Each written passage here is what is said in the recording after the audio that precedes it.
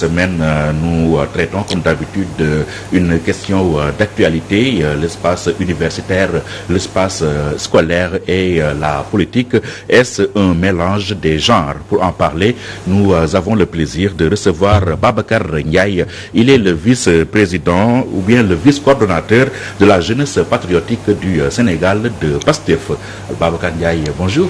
Bonjour, Pierre-Edouard. Merci d'avoir accepté notre invitation. Merci aussi pour l'invitation.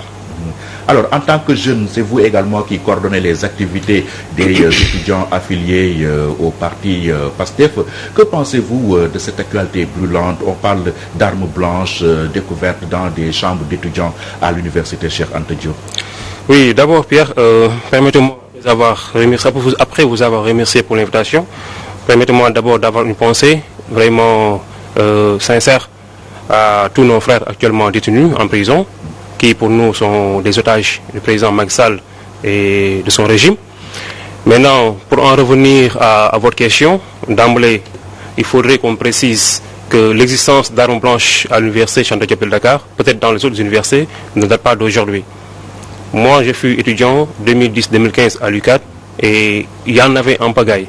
Et bien avant moi, 10 ans, 20 ans derrière nous, ces armes existent en fait à l'université de Dakar. Donc c'est pas quelque chose de nouveau en fait, je veux dire. Ce n'est pas normal non plus. Effectivement, ce n'est pas normal. C'est juste pour préciser que parce que je sens un tout petit peu que les gens veulent essayer de faire le link entre la visite du président Ousmane Sonko là-bas et ce qui s'est passé. Il n'y a pas de link évident. Il n'y a pas de link évident naturellement, vu que la semaine passée, au niveau de la faculté des sciences, il y a eu des bagarres avec armes blanches et qu'il y a un étudiant qui a été gravement blessé, évacué à l'hôpital. C'est d'ailleurs suite à cela que ce qui s'est passé s'en est suivi. Mais il ne faudrait même pas essayer de faire le link. C'est pour ça que je précise que ce n'est pas une chose qui date d'aujourd'hui. Et si maintenant... Donc PASTEF n'est mêlé ni de près ni de loin. Ni de près ni de loin. Ni de près ni de loin. La preuve, après la visite du président Ousmane Sonko, bon, pas visite, après que le président Ousmane Sonko est allé là-bas rendre visite au étudiant, au militant qui était blessé, le lendemain, on a vu des gens de l'APR qui sont passés à l'attaque vers les gens de PASTEF, naturellement. Donc pour vous dire que ce n'est pas une situation provoquée par les jeunes de PASTEF à l'université du tout, l'existence des armes, ça date très, très longtemps. Ce qui se passe aussi nous est vraiment indépendant. Mais oui, mais il n'y a jamais de fumée sans feu. Est-ce que vous pensez qu'il était de bon ton pour votre leader de faire cette visite-là à l'université, surtout dans ce contexte de pandémie? Bon, d'abord, il faudrait qu'on sache deux choses. Le président Ousmane Sonko est d'abord parti à l'hôpital, c'était au Grand Yoff, aller rendre visite à un étudiant blessé. Et je pense que nous avons tous vu la situation, ce qui s'en est suivi. On a assisté à des infirmières, des médecins, des vigiles, parce que tout le corps médical de CTO qui ont fait la ruée vers le président pour lui manifester leur contentement, pour lui manifester leur soutien, leur compassion. C'est ce qu'il cherchait? Pas ce qu'il cherchait. J'ai dit que le président était parti rendre visite à un militant qui est blessé. Et on a vu que tout le monde a fait le ruée vers lui pour le manifester leur contentement. C'est de cette même lancée qu'il était parti rendre visite à un autre militant étudiant blessé à l'UCAD, d'ailleurs en catémini. La preuve, il n'a avisé personne. Moi qui vous parle, je n'étais pas au courant. Je l'ai su via les réseaux sociaux. Il n'a averti personne, je veux dire, de sa visite. Il est parti tranquillement avec un véhicule de garde du corps. Non, en fait, il faudrait qu'on comprenne. Il faudrait qu'on comprenne une chose vraiment très très très très simple. C'est un fait. La jeunesse sénégalaise, dans sa écrasante majorité, a Ousmane Sonko dans son cœur. Et ça, on se comprend. Le fait que le président Ousmane Sonko constitue l'espoir de toute cette jeunesse ne doit pas l'empêcher d'aller rendre visite à un militant qui est gravement blessé en essayant de protéger le projet de PASTEF. Il a rendu visite à l'hôpital. C'est pas la même personne aussi. C'est pas la même personne. Au niveau de CTO, c'était l'étudiant qu'on appelait Vito. Au niveau de l'université, c'était un autre étudiant. C'est pas la même personne qui était parti rendre visite. Maintenant, le président Ousmane Sonko est parti en catémini rendre visite ce dernier. À la suite, il y a eu bien de foule. Bien de foule spontanée, comme ce fut le cas de l'hôpital. C'était spontané. Rien n'était prévu. Si par exemple, le président Ousmane Sonko avait une heure avant, voire même 24 heures avant, averti, annoncé sa venue, on aurait pu dire ça. Mais ce n'est pas le cas. Il s'est levé de façon toute naturelle, comme tout bon citoyen, comme tout bon musulman, aller rendre visite à quelqu'un qui s'est gravement blessé suite à des affrontements. Naturellement. Tout ce qu'il cherchait, il mesurait sa popularité ou pas? Tout ce qu'il cherchait, non, il n'a plus besoin de mesurer sa popularité. Il est passé à des élections présidentielles. Je pense que c'est le baromètre le plus juste pour mesurer sa popularité. Il n'en a plus besoin, n'est-ce pas? Il était parti là-bas juste pour aller rendre visite naturellement et comme tout bon musulman à un militant blessé. Ce qu'il a déjà fait à l'hôpital où on a vu pas des militants, pas des étudiants, mais des gens de tenue, des médecins, des vigiles, tout le corps médical, comme je l'ai dit, qui ont fait la ruée vers lui. Donc ça c'est naturel, c'est les Sénégalais portent Ousmane Sonko dans le cœur, il suffit qu'il passe pour que tout le monde se jette sur lui, ça c'est tout à fait naturel. Ça n'a absolument rien à voir avec quelqu'un qui cherche un bain de foule, ou bien quelqu'un qui cherche à défier les mesures barrières. Naturellement, il est parti là-bas. Maintenant, les gens veulent essayer de faire la corrélation entre ce qui s'est passé côté Armes Blanches et autres, et la venue du président Sonko. Et la sortie de la direction du COUD, son communiqué qui annonce des poursuites et des actions contre ces détenteurs d'armes blanches. Vous vous sentez visé? Bon, d'abord, il faudrait qu'on soit d'accord sur une chose. La détention d'armes blanches est illégale au Sénégal, n'est-ce pas? Pas d'armes blanches, la détention d'armes illégales, je veux dire, n'est-ce pas? Et n'est pas normal. Maintenant, est-ce nous qu'ils visent? Si c'est nous, pas la peine d'insister là-dessus. Vous vous sentez visé? Non du tout. On ne se sent pas visé. Comme j'ai dit tantôt, à l'université, l'existence des armes blanches ne date pas d'aujourd'hui. N'est-ce pas? Ne date pas d'aujourd'hui. Et jusque là où je vous parle, je n'ai vu ni entendu un militant de PASTEF sortir une machette ou quoi que ce soit qui a l'air d'une arme blanche. Jusqu'à là où je vous parle, ils ont été attaqués dans leur chambre avec des gens armés. C'est des gens armés qui les ont attaqués. Mais eux, jusqu'à là où je vous parle, je n'ai pas entendu ni vu un parmi eux qui était armé. Donc je ne pense pas que c'est nous qui étions visés. Si c'était le cas, vraiment, ils perdent le temps. La politique dans l'espace scolaire et universitaire, n'est-ce pas là un mélange des genres dangereux, un cocktail explosif? Bon, si elle est saine, elle n'est pas un cocktail explosif. Si la politique dans ce milieu, si la politique de façon générale est malsaine, oui, elle devient un cocktail explosif, non pas uniquement à l'université, mais partout d'ailleurs dans la sphère étatique. L'importance pour moi, ce n'est pas le fait qu'on ait la politique à l'intérieur des universités. 90% de nos politiciens ont été formés politiquement même au sein des universités. Beaucoup de nos politiciens aujourd'hui, beaucoup de ceux qui ont dirigé ce pays, dans la grande majorité, ont fui des syndicalistes à l'époque, lorsqu'ils étaient étudiants. Ils ont été formés là-bas. Moi qui vous parle aujourd'hui, qui suis le vice-coordinateur au niveau national des jeunes de PASTEF, les Patriotes, je fus syndicaliste à la faculté de droit. Moi, j'ai syndiqué, moi qui vous parle. J'ai été formé à l'université. Et pourtant, là où je vous parle, alhamdulillah, machallah, je suis bien responsable. À l'époque, c'était des débats d'idées, des forats où non, du tout. Non, du tout. Du tout. Mais là, c'est... Récemment, en 2013-2014, lorsqu'on avait en fait, comment dire ça, lorsqu'on avait annulé toutes les amicales à l'université, ce fut une bagarre extrêmement violente à la faculté de droit, à la faculté de sciences et aussi bien à la FASEC, avec des armes et tout. Moi, j'étais là-bas à l'époque étudiant. Donc, c'est pas le fait qu'on ait de la politique au sein de l'université qui pose problème, mais c'est la façon de faire la politique. Aussi, c'est la façon dont on instrumentalise les étudiants, les étudiants à l'université, dont les politiques instrumentalisent les étudiants à l'université. C'est cette façon de faire qui est malsaine, qui font que l'affaire devient un cocktail explosif mais faut-il passer de l'argument de la force à la force de l'argument? Bon, dans l'espace universitaire. Dans l'espace universitaire, c'est-à-dire qu'on ne questionnerait jamais la force comme argument, mais plutôt l'argument comme force. Ça, c'est sûr et certain. Mais est-ce que au niveau de l'université, est-ce que les gens se sont levés aussi beau jour comme ça et utiliser la force comme argument? En fait, qu'est-ce qui a fait que la force est devenue l'argument à l'université? C'est ce que je viens de dire tantôt. Nous avons nos politiques qui ont instrumentalisé les étudiants, qui ont formaté l'esprit des étudiants, qui les ont préparés, qui les ont formés à cette façon de réaction, à cette façon de réagir. Je vous dis, par exemple, ça se voit lors des élections des amicales. Mais on dirait qu'il y a élection présidentielle.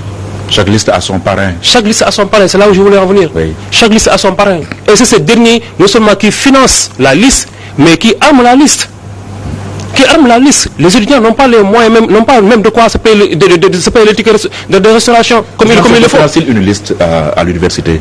Je ne dirais pas que nous pensons financer une liste à l'université. Je ne dirais pas que nous pensons financer une liste à l'université. Mais nous pensons préparer et former des étudiants à l'université. Préparer et former des étudiants à l'université. Mais pas financer entre guillemets, au sens péjoratif. Mais quand même, nous pensons former et préparer des étudiants. Parce que aussi, l'élite de demain émanera de l'université. Émanera de l'université. L'avenir de demain sortira de l'université. Et aujourd'hui, comme je l'ai dit tantôt, tous ceux qui ont à diriger ces pays émanent de l'université. Tous les défis du Sénégal, aujourd'hui, tous les défis du Sénégal aujourd'hui, qui on peut prendre comme référence, c'est des gens issus de l'université. Évidemment, ces derniers ont besoin d'être formés, d'être préparés, d'aider à bien mûrir politiquement, mais politiquement, c'est sainement. Parce que tout le problème, c'est que c'est la façon de faire la politique qui est malsaine et c'est ça qui pose problème en réalité. Mais que répondez-vous à ces autres amicales de l'université qui ont fait une conférence de presse au lendemain de la visite de Ousmane Sonko pour décréter ou déclarer en quelque sorte Ousmane Sonko persona non grata dans l'espace universitaire? Bon, à ces gens-là, moi, je leur sers une réponse vraiment très, très, très simple. À savoir, si vraiment cet acte qu'Ousmane Sonko a posé à l'université le dérange autant, ils n'ont qu'un seul moyen légal, je dis bien qu'un seul moyen légal pour réagir. Et c'est quoi ce moyen? Ce moyen, c'est de demander tranquillement à leur mentor, le président Macky Sall, président de l'APR aussi, ils n'ont qu'à le demander tranquillement de prendre un véhicule, comme l'a fait Ousmane Sonko, 2 gardes du corps, de venir à l'université tranquillement, leur rendre visite et laisser tous les étudiants manifester leur contentement. C'est le seul moyen légal qu'ils ont vraiment pour réagir à cet acte, pour réagir face à cet acte d'Ousmane Sonko. Mais est-ce que l'université est un endroit pour mesurer sa popularité? Non, en fait, c'est une façon de vous dire que ces gens-là, en réalité, ce qui les dérange, ce qui a fait qu'ils sont sortis, ce n'est pas le fait que Sonko essaie de politiser l'espace universitaire, ce qui est d'ailleurs faux, mais c'est le fait que Ousmane Sonko a été accueilli de façon si subliminale à l'université. Est-ce qu'on se comprend? C'est cet amour dont éprouvent les étudiants envers Ousmane Sonko. C'est cet amour profond, cet espoir profond qu'ont les étudiants envers le président Ousmane Sonko, qui devrait avoir plutôt envers le président de la République de tous les Sénégalais, mais qui n'existe plus. Cette rupture de confiance qui existe entre les jeunes et le président Macky Sall, qui s'est transféré chez Ousmane Sonko, c'est ça qui dérange en réalité. Maintenant, plus que ça les dérange autant, ils n'ont pas à réagir par la force, ils n'ont pas à réagir par la violence, ils n'ont pas à faire des communiqués menaçants, ils n'ont qu'à demander le mentor de faire pareil. Et là, ils verront. Mais ils ont été gentlemen. Ils n'ont pas créé d'émeutes ou de heurts à l'université. Ils ne pouvaient pas. Ils ont laissé dérouler. J'ai dit, les forces de l'ordre, le lundi passé chez Ousmane Sonko, ceux qui ont lancé des grenades lacrymogènes, disant qu'ils voulaient disperser la foule, il y avait une foule 5 fois plus grande à l'université que le lundi passé chez Ousmane Sonko. Pourquoi on n'est pas parti disperser la foule? C'est parce que la foule qui existait là-bas avait une force extraordinaire. Les gens étaient sortis en masse, en majorité. Personne n'osait lever le petit doigt dans une foule pareille. Ils étaient incapables de poser un acte. Ils ne pouvaient pas. Maintenant, ils ont attendu que Ousmane Sonko reparte tranquillement chez lui, qu'il passe derrière, se préparer avec des armes, des machettes pour attaquer nos étudiants qui étaient tranquillement dans leur chambre. C'est ça la réalité en fait. Maintenant, ce qui les dérangeait, ce qui les faisait mal, c'est cet amour si profond qu'éprouvent les étudiants envers Ousmane Sonko qui s'est manifesté ce jour-là. Maintenant, ils ont voulu réagir, prétextant que oui, ils refusent que Ousmane Sonko politise l'université, mais c'est Macky Sall qui a politisé, fait partie des premiers qui ont politisé l'université. Ah oui, en quoi faisant? Évidemment. Le président Macky Sall fut à l'université récemment en 2015, je pense, lorsqu'il y a eu ces jets de bière. On disait que oui, il était parti là-bas en tant que président de la République pour inaugurer je ne sais quoi. Non, mais je suis désolé. Il est parti pour inaugurer des pavillons. Au contraire, il était parti faire un meeting. À l'époque, j'étais là-bas. C'était un meeting. On a tous assisté à des inaugurations. Il suffit de mettre le banderole, venir copier le truc. Voilà, solennellement, et ça part. 3 véhicules. Mais c'était un meeting qu'ils ont organisé à l'université de Dakar. J'étais là-bas. Ils ont sorti des millions et des millions qu'ils ont distribués aux syndicalistes, les gens qui dirigeaient les amicales. Qu'est-ce qu'ils leur ont dit à l'époque? Ousmane Sonko est allé faire la même chose. Non, en fait, si tant est qu'il y avait meeting. Non, en fait, je veux juste qu'on se comprenne.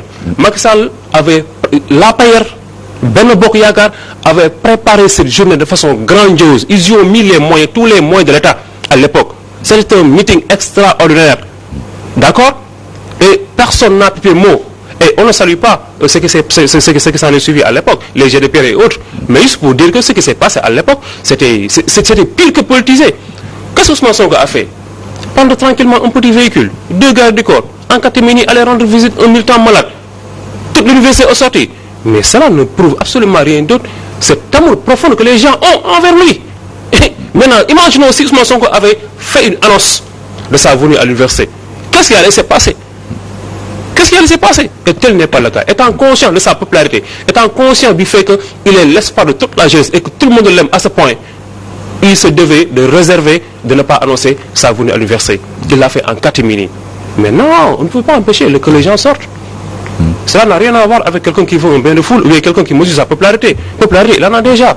Il fut 3e au niveau des élections présidentielles, 3e entre guillemets, parce qu'on connaît tout ce qui s'est passé durant les élections. Alors, on ne va pas refaire l'histoire, Babacar Ndiaye. Maintenant, que dire de ces jeunes militants ou sympathisants de PASTEF en détention depuis ces fameux événements du 8 février dernier? Certains parlent même de torture exercée, d'actes de torture exercés sur leur personne. La police a sorti un communiqué pour, même en filigrane, menacer ceux qui parlent de torture. Vous, qu'est-ce que vous en pensez? Vous savez, on a tous vu cette communiqué sorti par la police. Mais je voudrais vraiment qu'on soit vraiment droit dans nos bottes. La police, c'est une institution, tout comme la gendarmerie. C'est des institutions vraiment solennelles. Et on leur doit le maximum de respect possible. Moi qui vous parle, mon père est un homme de tenue. Bien sûr, homme de tenue parce que là, il est en retraite. Moi, j'ai grandi à la LGI de Mbao. Toute mon enfance, je l'ai passé là-bas. Donc je sais ce que c'est que la tenue, même si je ne l'ai pas portée. Maintenant, oui, il y a eu des actes de torture. Je ne le dis pas parce que j'en ai eu la preuve concrète. Mais nos militants que vous dites, qui sont détenus là-bas, nous ne sommes pas les voir. Nous ne sommes pas les rendre visite. Et la première chose que ces derniers nous ont sorti, c'est qu'on a été torturés. Il y a un qui nous dit clairement que on m'a tellement pincé les parties, intimes que là, je me sens je sens beaucoup de, je me sens mal en fait au niveau de mes parties intimes. Et que c'est Diomaye Faye à l'époque qui était parti faire la rue de Dakar pour lui trouver un calmant. Donc il y a quelqu'un qui s'était blessé au niveau, le jour des affrontements, au niveau de l'épaule. Blessure très grave. On ne l'a pas soigné. On l'a laissé comme ça.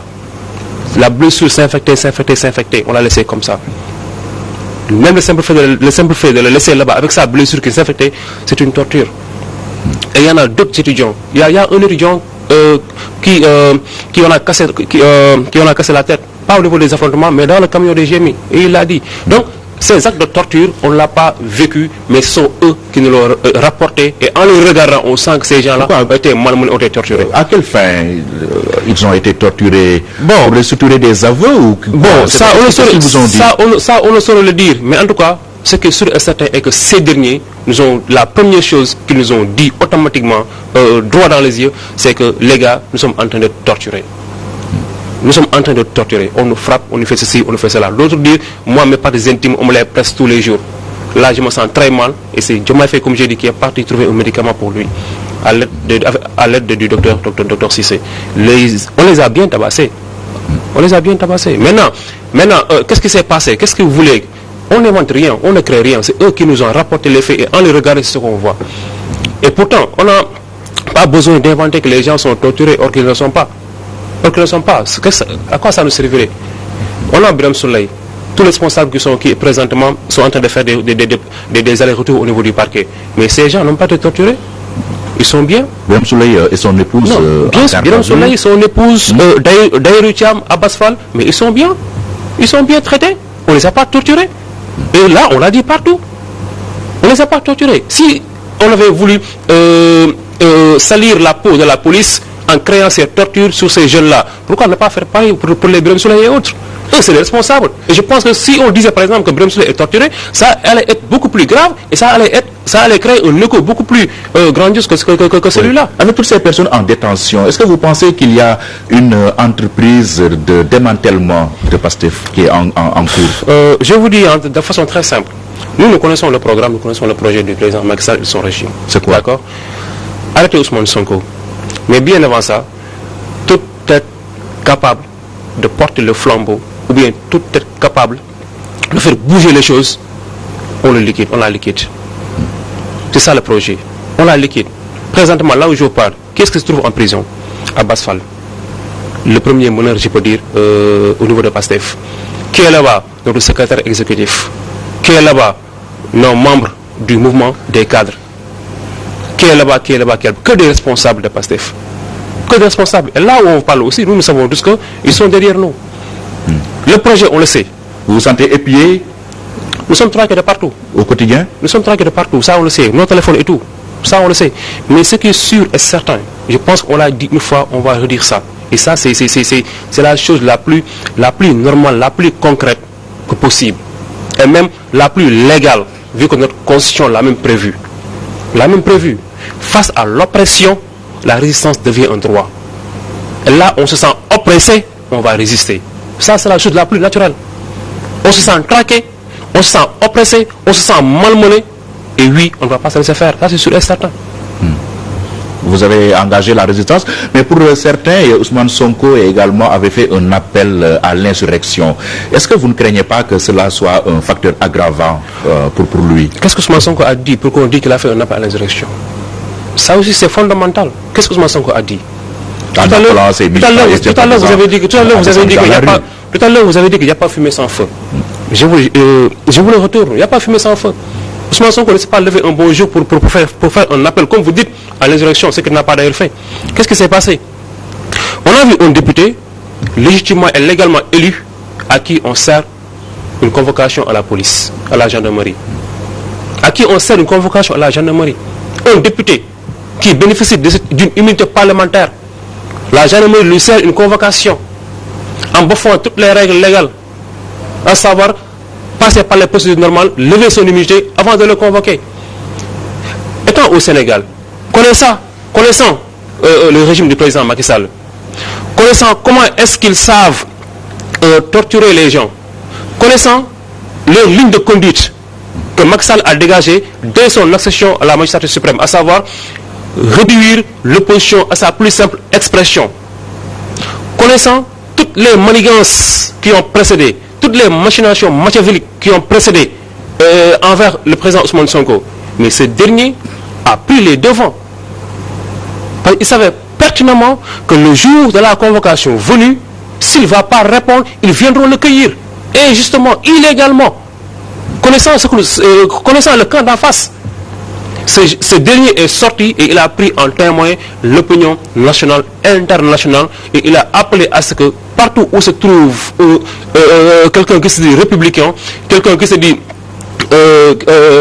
soif de liberté, quelqu'un qui croit en la République, qui croit en la démocratie, il a lancé cet appel pour que nous tous nous serons autour de l'idéal démocratique, à savoir veiller à tous nos acquis démocratiques, difficilement acquises d'ailleurs.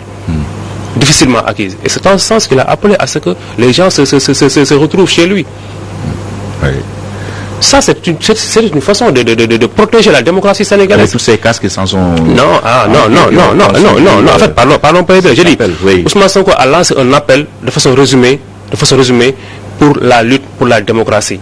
Il a lancé un appel pour qu'on sauvegarde nos acquis démocratiques. Il a lancé un appel pour qu'on veille au respect de nos règles, pour qu'on veille au respect de la loi, pour qu'on veille au respect de tout ce qui est établi, qui est erga omnes, comme on dit en droit, pour qu'on veille au respect de tout ce dont nous sommes assujettis, qui est la loi fondamentale, la charte fondamentale qui est la Constitution.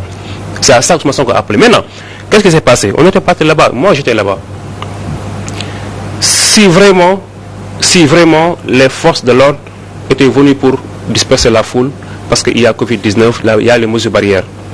Rien n'est plus simple de venir tranquillement dire aux gens, il y a ceci, il y a cela, il y a ci, il y a cela, discuter. C'est des gens responsables qui étaient là-bas. Des gens responsables, tous avec leur masque. Tous avec, autant qu'était la foule, tout le monde était là avec leur masque. Venez tranquillement, parler aux gens calmement, sereinement. Le couloir était assez grand, assez large. Les gens allaient respecter les licences avec leur masque tranquillement là et attendre leur leader. Mais on a préféré une foule pareille lancer des grenades lacrymogènes. Nous n'avons pas de grenades lacrymogènes. On est d'accord. Maintenant, si on lance... Vous avez eu des pierres. Non, ce que je veux vous dire, c'est que ce qui a amené les jets de pierre, c'est parce qu'on a lancer des grenades lacrymogènes dans une foule pareille. Dans une foule pareille. Et bizarrement, avant qu'ils aient commencé à lancer les grenades lacrymogènes, qu'est-ce qui s'est passé? Le président Ousmane Sonko leur avait demandé de lui donner le temps de descendre et de parler aux militants et de les disperser. Mais c'est au moment où ces derniers descendaient des escaliers qu'on a commencé à lancer les grenades lacrymogènes. Ils ne lui ont même pas donné le temps de venir parler aux gens. N'est-ce pas? Donc, il n'a pas lancé un appel à l'insurrection, il a juste lancé un appel pour qu'on protège les droits et libertés fondamentaux, il a lancé un appel pour qu'on sauvegarde le peu de démocratie que nous avons dans ce pays. Maintenant, la suite des événements, comment l'entrevoyez-vous? Cette semaine sera une semaine décisive pour votre leader. Ce lundi, il y a eu la commission ad hoc qui s'est réunie pour éventuellement fixer la date de la plénière qui va ou non lever l'immunité parlementaire d'Ousmane Sonko. Cette semaine maintenant, est-ce une semaine décisive pour vous? Bon, déjà, pour cette commission ad hoc, je pense qu'il ne faudrait pas l'appeler ça une commission ad hoc légalement constituée. Disons plutôt qu'il y a Benno Bokk Yakaar qui va se réunir, d'accord, pour continuer la procédure de levée de l'immunité parlementaire. Nous savons tous que les députés de l'opposition ont démissionné de cette commission, illégalement d'ailleurs constituée, illégalement mis sur place. On est d'accord là-dessus. Donc disons qu'il y a les députés de Benno Bokk Yakaar qui vont se réunir pour ça. Oui, la semaine va être décisive, mais quoi qu'il en soit, nous restons droit dans nos bottes. C'est ce que je disais tantôt. Ousmane Sonko l'a si bien dit. Si on lève mon immunité parlementaire à 10h, à 10h05, je répondrai à la convocation. Il le maintient toujours? Non. Ce qu'il a dit? Non, il a dit. Oui. Il a dit, si on lève mon immunité à 10h, à 10h05, je répondrai à la convocation. Oui. Mais il a aussi ajouté, qu'on respecte toute la procédure légalement établie pour la levée de l'immunité parlementaire. Réécoutez la vidéo. Il a dit, en Wolof, je ne vais pas leur rendre la tâche facile. Ils n'ont qu'à passer par la